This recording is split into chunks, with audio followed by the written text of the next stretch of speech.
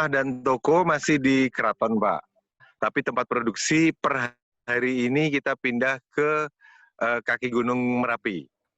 Oh, jadi Di di kaki Jogja Gunung ya? Merapi kita mendekat ke di Jogja, Pak, di Jogja. Oh, kok bisa Keraton? Untuk saya itu Pondok Mertua Indah, Pak. Karena kebetulan istri rumah mertua lah di Keraton. Rumah mertua, maksudnya istri adalah anak dari Sultan atau gimana? Family. Ya, dari Sultan ke-7. Oh, anak dari Sultan ke-7. Ya, cucu dari Sultan ke-7. Sekarang nomor 10. Sekarang nomor Oh, 10. oke. Jadi nomor 7 ini ya. Ya, tinggal di lingkungan dalam lah. Kalau kami memulai bersama-sama, Pak. Kami memulai berdua dari nol, tapi ke belakangnya Mazarat Artisan Cheese pengelolaan pengelolaan mulai saya serahkan sepenuhnya ke istri karena saya sendiri sudah mulai melayani sebagai konsultan untuk pabrik-pabrik keju di Indonesia, Pak. Oke. Jadi saya lebih fokus ke trading dan consulting. Trading apa ya? Kalau boleh saya tanya. Trading keju, produk olahan susu Indonesia yang akan trading produk dairy produk, Pak. Kami ada bikin perusahaan kami yang semula satu perusahaan, kemudian jadi 2 perusahaan, Pak. Yang satu Mazarat Artisan Cheese itu khusus produsen keju dan juga menjual. Sedangkan saya fokus ke trading and consulting, itu tradingnya adalah trading bukan hanya keju-keju Mazarat, tapi keju-keju dari pabrik-pabrik yang di bawah supervisi kita. Supervisi Pak Jimmy punya perusahaan gitu? Bukan, Pak.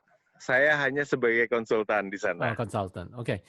Saat ini Kok bisa mulai Cheese Factory? Mungkin bisa kasih sejarahnya. Kenapa kok ke Cheese Factory? Silakan. Oke. Saya dulu bidang saya IT, Pak. Bidang saya IT, istri saya kebetulan organizer di tourism. Istri saya ada di tourism. Nah, tapi memang kami punya hobi sejak 10-15 tahun yang lalu bikin keju. Kemudian saya juga ada ambil beberapa kelas di luar untuk memproses keju.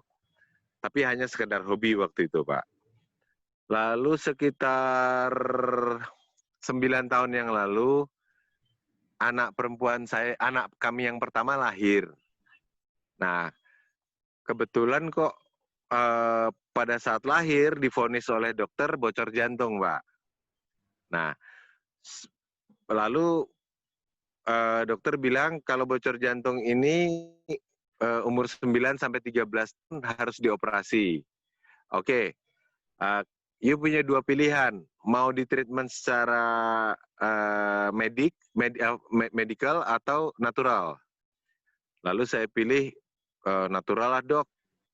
Oke, kalau natural, ya harus perhatikan makannya saja dan upayakan di makanan-makanan yang fermentasi. Karena ada harapan kalau makanan fermentasi itu bisa meregenerasi sel organ dalam.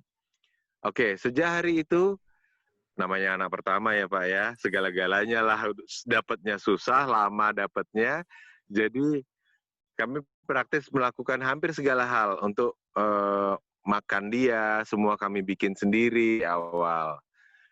Dan dia ASI eksklusif. Umur 8 bulan dia sudah harus ada empasi, makanan pendamping ASI. Lalu kami pikir-pikir, oh kami hobi bikin keju. Oke lah kami pilih keju. Yang nutrisinya kuat, lalu dia di aging, fermented, kami untuk supply anak kami. Syukur di umur 1,5 tahun, kemudian kami dapat diagnosa dari dokter bahwa bocor jantung di 2 titik itu menutup 100%, Pak. Tanpa bantuan obat apapun. Nah, sejak itulah kami mulai menjaga produksi makanan kami. Lalu sekitar 5 tahun yang lalu, ada teman di pasar organik, chef makanan Prancis, mampir ke rumah kami, lalu tanya, yuk bikin apa? Kita bikin cheese. Boleh saya bawa nggak? Mau saya kasih ke teman saya. Oh ya silakan, dibawa oleh dia. Rupanya diberikan kepada kepada host dari salah satu pasar organik pop-up market gitu Pak, yang ada di Jogja. Di Jogja ada 3 pop-up market organik yang besar. Nah, kebetulan satu keju kita ini dibawa ke salah satu hostnya. Selang 2 hari kemudian, saya ingat sekali itu saya ditelepon, Mas, mau jualan di pasar organik nggak? Nah, saya pikir, oh jualan keju di pasar organik. Lucu juga kali ya. Akhirnya kami coba setiap hari Kamis, Pak, hanya setiap hari Kamis dari jam 10 pagi sampai jam 1 siang buka meja kecil, jualanlah keju di situ. Bisa ketemu pelanggan, interaksi, kami bisa edukasi bagaimana produk ini, atau manfaatnya sejauh apa. Lalu berjalan waktu, ya orang-orang besar seperti Om Willy Mongso datang, Chef Ragil datang, media-media datang.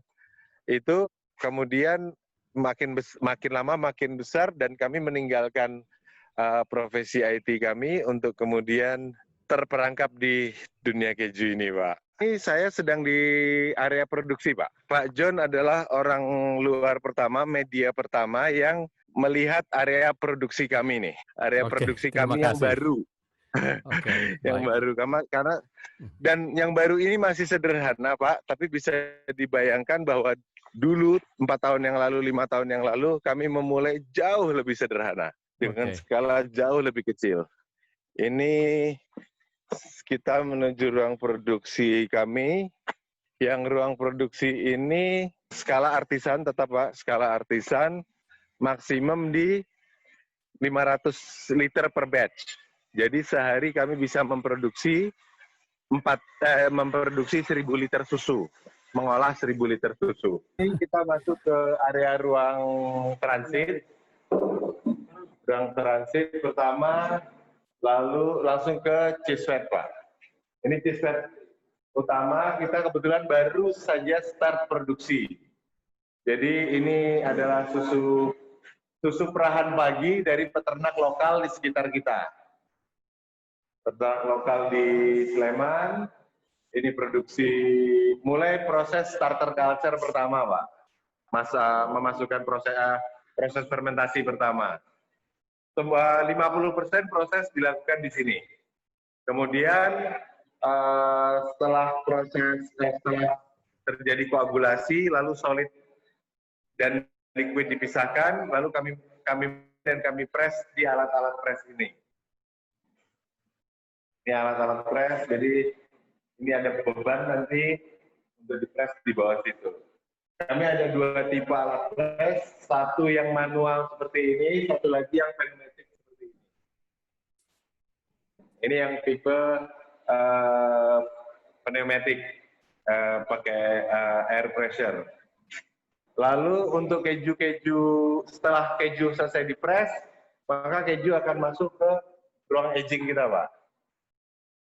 Ini ruang pematangan keju di suhu 10-12 derajat dengan kelembapan, masing-masing keju berbeda. Yang ini kebetulan yang ada di ruang produksi baru ini untuk hard cheese, Pak. Hard cheese kita pakai 10-12 derajat Celcius dengan kelembapan 85%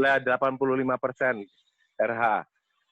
Sedangkan kami selain produksi hard cheese, lalu fresh cheese, kami juga ada produksi soft ripen seperti camembert dan blue cheese di Jogja.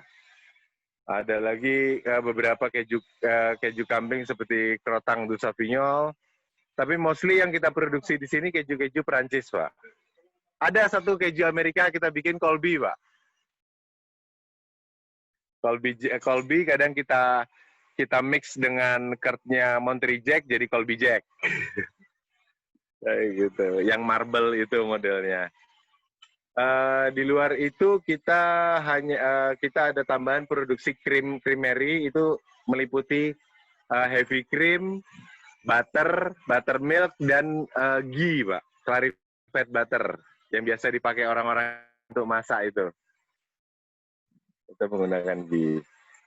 Ya, secara singkat proses kami dilakukan jam 8 pagi untuk shift pagi, lalu selesai mungkin kurang lebih pukul 4 sore, pukul 5 sore, pukul 5 sudah masuk lagi susu perahan sore untuk diproduksi nyampe mungkin sekitar jam 2 malam, Pak. Ya, itulah siklus kita di sini. Yang kemarin selama masih di area keraton, kita hanya memproduksi 150 liter per batch, jadi 300 liter per hari. Di sini kita naik sekitar 550 liter per batch, jadi sekitar 1.000 literan lah per hari. Jadi sebenarnya ada 2 tempat ya, satu di keraton, satu di tempat ini, bukan? Hanya satu tempat, Pak, di waktu yang lalu di keraton. Tapi karena keraton itu buildingnya heritage, jadi kami tidak bisa expand, tidak bisa renovasi. Tidak bisa merubah bangunan fisik karena heritage building. Jadi kemudian kami take over satu lahan di kaki Gunung Merapi untuk produksi kami pindah semua ke sini. Dengan skala yang ya kami naikkan 3 kali lipat. Dan di keraton tetap sebagai admin dan trading toko dan admin untuk Mazarat. Dan sapinya apakah juga piara atau dari lokal gitu? Dari lokal, Pak. Saya angkat tangan kalau sudah disuruh piara ternak sapi.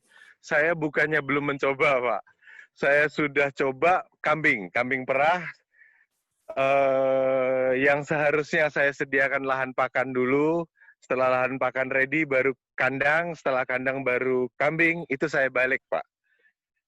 Ada orang menjual kambingnya, butuh uang cepat, saya beli kambingnya dulu, baru saya stres mikirin kandang dan lahan pakan. Walhasil sekarang kandang kambing beserta kambingnya, saya relokasi ke lokasi peternak susu sapi, peternak sapi perah, yang suplai susu ke kami. Udahlah, yang fokus untuk ternak, fokus untuk ternak. Kami processing dan jualan. Yang fokus untuk lahan pakan, fokuslah untuk lahan pakan. Pasaran untuk cheese di Indonesia? So far untuk natural cheese, Pak, memang walaupun di awal kami produksi itu dengan itikat untuk supaya natural cheese mudah dijangkau oleh orang Indonesia, tapi pada kenyataannya memang market utama kami ekspatriat, Pak. Market utama kami ekspatriat, dan kami masih proses edukasi ke market lokal, ke market orang kita. Untuk mereka mulai memahami keju natural yang rata-rata orang kita kan pahamnya keju proses, Pak. Seperti Kraft atau cheesy, just like that lah, yang tidak perlu ditaruh di chiller, yang tidak melalui proses pematangan, kayak gitu. Nah, natural cheese, so far customer kami memang ekspatriat.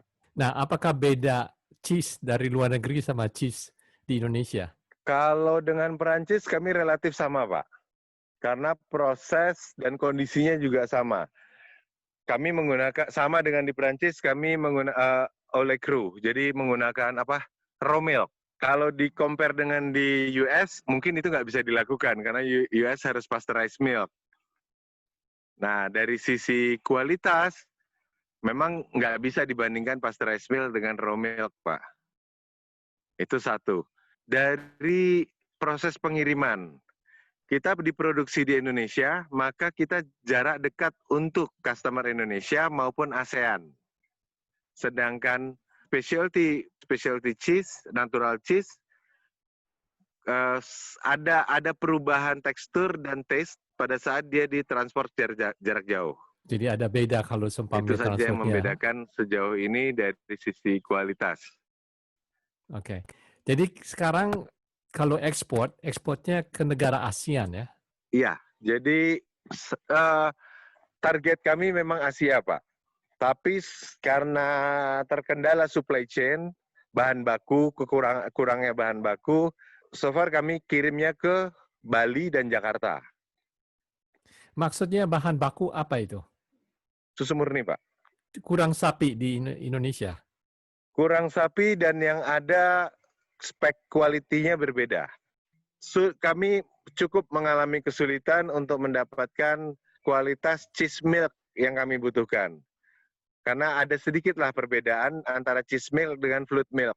Fluid milk untuk drinking milk. Sedangkan cheese milk memang untuk olahan. Ada sedikit perbedaan yang ini sedang kami benahi bersama dengan teman-teman dari Kementerian Pertanian, teman-teman dari peternakan, untuk mereka bisa mengupayakan bibit baru serta peningkatan kualitas SDM dalam hal peternakan, Pak. Sapi Silakan. di Indonesia ini memang kualitasnya karena dapat limpahan dari Australia, bukan dari Australianya langsung, dibeli oleh industri seperti Greenfield atau perusahaan-perusahaan besar lain, kondisi bagus, setelah dari waktu ke waktu menurun, baru diserahkan ke peternak lokal. Jadi seperti beli mobil dari lelangan perusahaan taksi, Pak. Jadi Kondisinya hasilnya lebih kurang maksudnya. ya, kualitas dari sisi kadar fat content, protein, itu memang ada yang bagus, yang kami gunakan saat ini yang paling bagus yang bisa kami jangkau, tapi sisanya memang mungkin hanya layak untuk diminum. Kurang layak untuk diproses jadi. Ini sapi ini sebenarnya asal dari Australia gitu, diimport ke Indonesia. Awalnya diimport oleh perusahaan besar atau oleh pemerintah untuk bantuan. Tapi mungkin karena ada kesalahan manajemen di masa yang lalu, kemudian sebagian besar sapi itu dikelola dengan cara yang kurang proper, Pak. Jadi menurun sekali kualitasnya, lalu recordingnya pun lemah di kita untuk pencatatannya. Ini yang, tapi sebagian juga masih ada yang bisa mempertahankan dengan kualitas bagus. Kebetulan kami berhasil mendapatkan yang sedikit itu.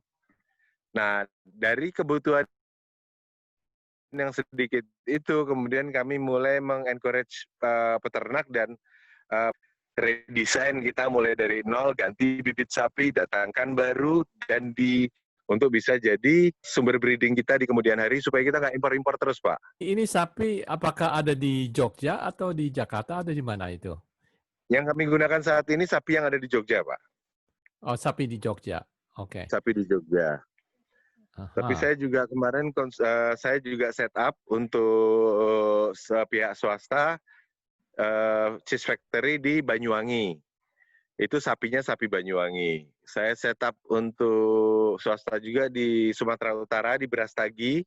Itu juga sapinya sapi Brastagi. Intinya semua cheese maker di dunia paham bahwa keju terbaik hanya bisa dihasilkan dari susu yang ditransport tidak lebih dari 30 km, Pak. Nah, kalau sapi Indonesia, apakah kualitasnya nggak kurang bagus atau gimana? Sapi Indonesia sendiri? Indonesia kan tidak punya sapi perah, Pak. Jadi sapi yang ada di Indonesia itu hanya satu jenis secara umum, yaitu FH atau Friesian Holstein.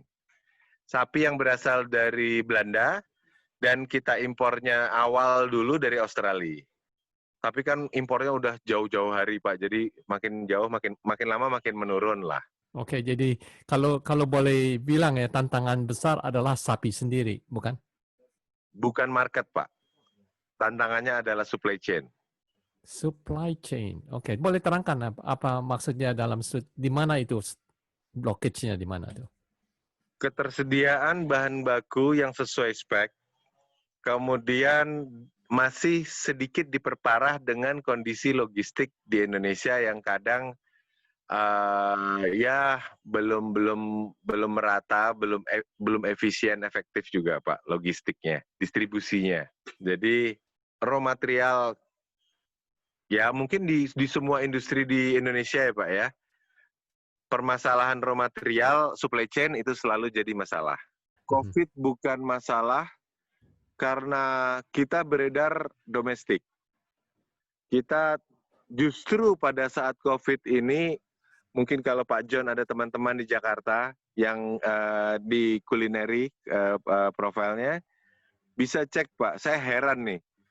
Even mozzarella yang itu produk mass product yang biasa diimpor dari Italia seperti Perfetto, yang saya sedikit sekali bikin mozzarella, karena mozzarella saya jual mahal, mau beli banyak, mau beli sedikit, harganya sama per gramnya.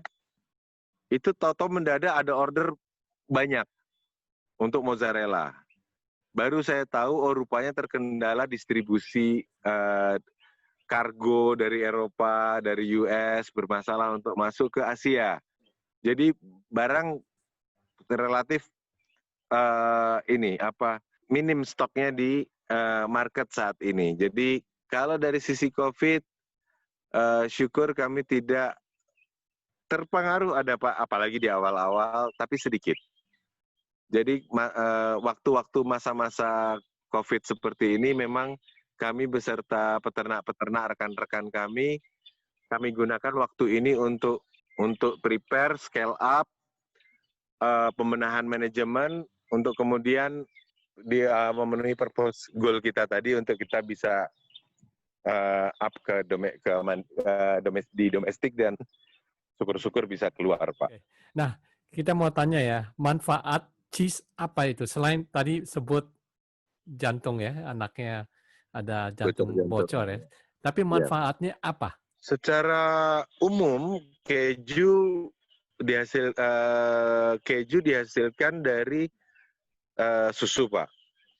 1 liter susu menghasilkan 100 gram keju. Otomatis makan 100 gram keju sama dengan minum 1 liter susu. Yang kedua, keju kan sebenarnya hanya salah satu anak cabang dari pengawetan makanan, Pak. Fermentasi, smoke, diasinkan, digula, itu kan pengawetan-pengawetan semua, yang natural. Nah, ada keuntungan di keju natural karena penggunaan bakteri starter culture, fermentasinya kemudian menyebabkan keju 3 kali lebih mudah diserap oleh tubuh karena sudah di-digest dulu oleh bakteri culture-nya, dan otomatis kadar nutrisinya meningkat 2 kali lipat karena efektif terserap oleh tubuh. Itu secara umumnya. Masalah kemudian karena proses fermentasi dan aging, lalu jadi enak, itu menurut saya bonusnya, Pak.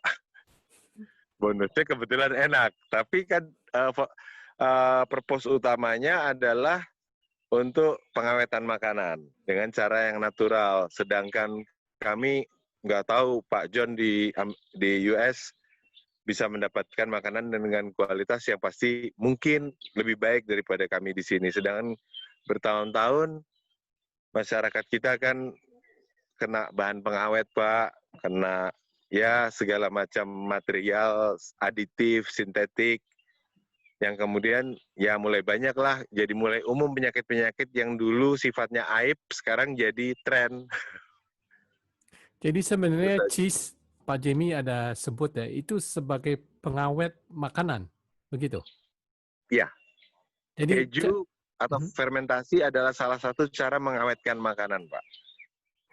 Contohnya yang dipakai dengan cheese, pengawet cheese apa itu? Bukan cheese sebagai pengawet, tapi cheese adalah proses pengawetan susu, Pak. Oh, pengawetan susu, oke. Iya. Susu pasteurisasi, susu fresh, raw milk, itu kan umurnya cuma 8 jam, setelah itu rusak, Pak.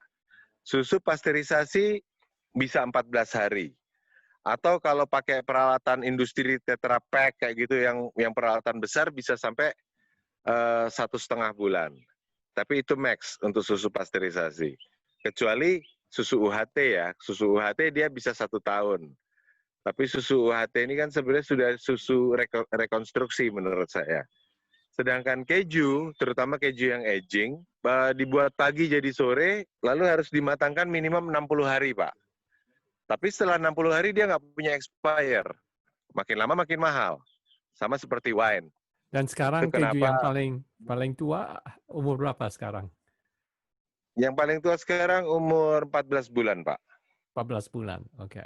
14 bulan. Itu kita aja kita kita eman-eman yang itu memang nggak kita jual. 14 bulan yang kita jual mungkin paling tua umur 8 bulan.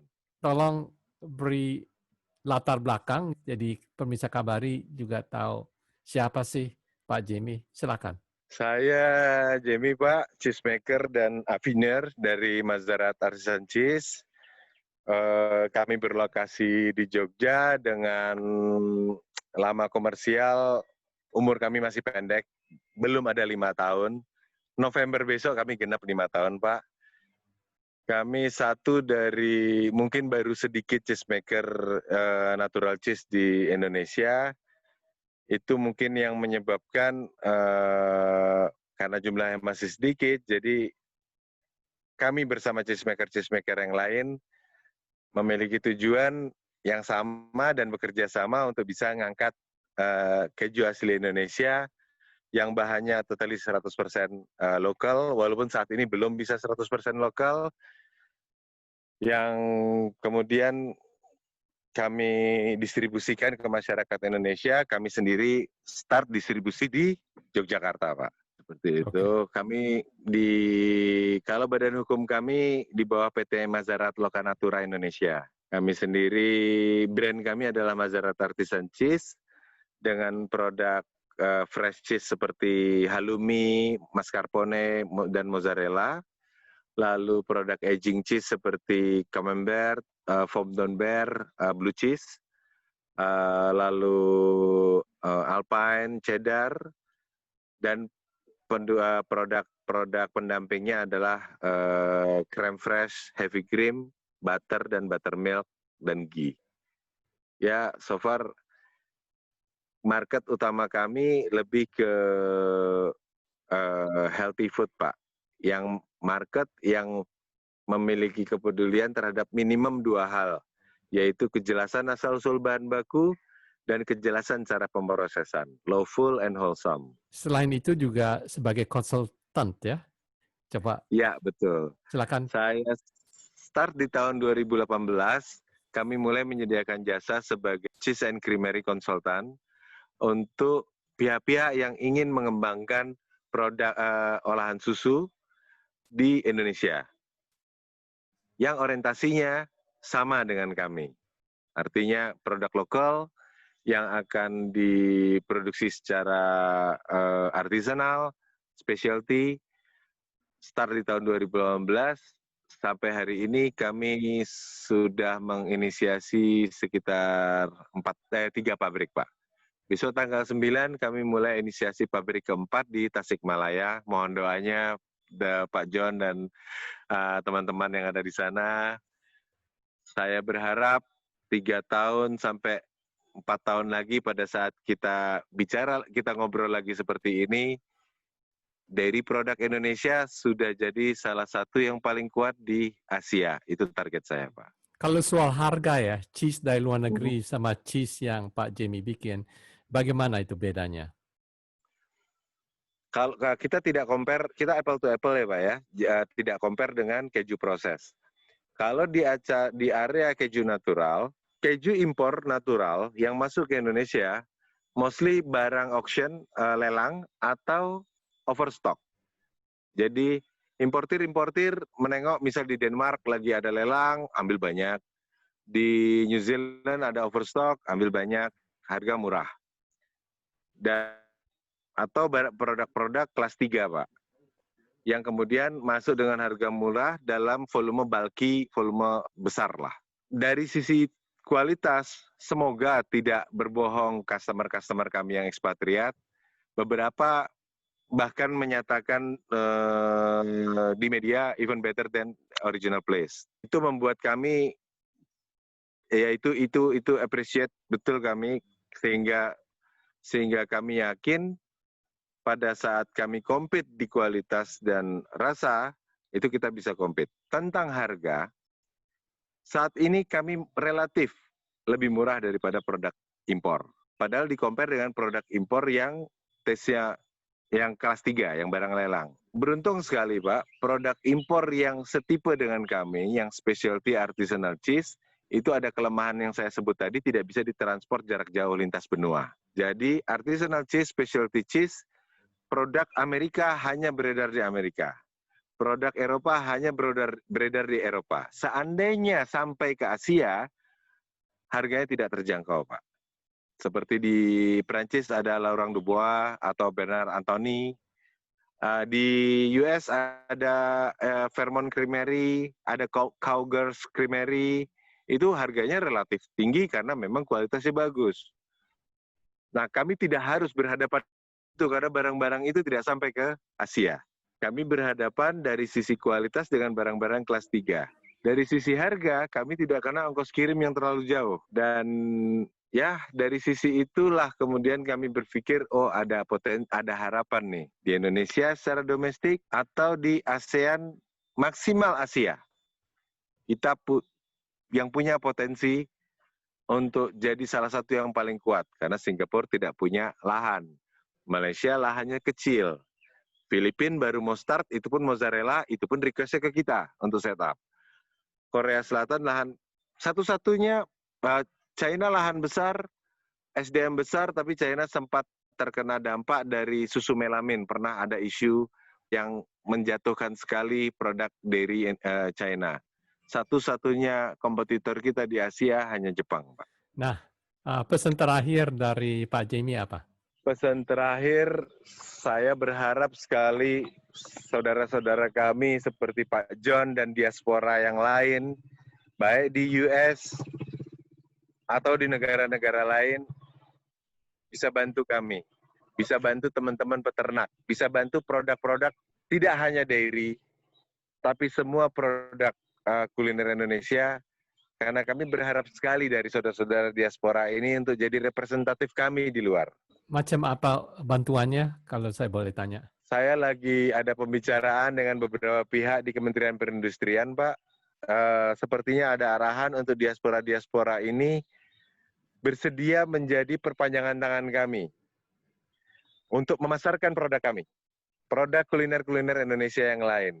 Pada saat kesulitan di industri yang lain untuk memasarkan, maka kami berharap teman-teman yang ada di luar negeri bisa entah sebagai reseller, sebagai stokis, atau representatif kita. Yang itu jumlahnya juga nggak sedikit, Pak. Satu negara US saja, Pak John ada berapa coba? Diaspora kita lumayan, di sana. 300. Oh, maksudnya orang Indonesia di Amerika? Betul. Ya, sekitar 200.000. 200.000, Pak. 200.000. Kalau program ini jalan, maka dalam satu waktu kita punya bisa menggapai 200.000 stokis dalam bentuk gudang, yang gudang itu dalam bentuk kulkas masing-masing diaspora dalam jumlah kecil, tapi 200.000, Pak. US only. Yeah. Itu setidaknya tolong representasikan produk-produk Indonesia dengan cara yang terhormat dan proper. Sehingga yang ada di sini bisa terus berproduksi, perputaran ekonomi bisa terus berjalan, dan kita punya yang kita banggakan di luar nanti. Oke, baik. Itu saja kalau boleh pesan untuk teman-teman di US. Ya, terima kasih Pak Jamie untuk memberi informasi. Dan maju Sama-sama, terus ya Pak Jamie John. dengan Terima kasih usahanya. doanya ya Pak John ya, sehat-sehat di US. Ya, sampai salam kita buat keluarga di sana. Ya, Sampai jumpa lagi Pak. Oke, dan untuk pemirsa Kabari, saya John Uy. Jangan lupa subscribe Kabari YouTube. Sekian dulu, sampai the next event. Thank you.